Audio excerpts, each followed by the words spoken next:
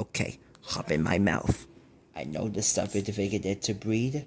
I know it's just about to make enough noise. Hop in my mouth, right?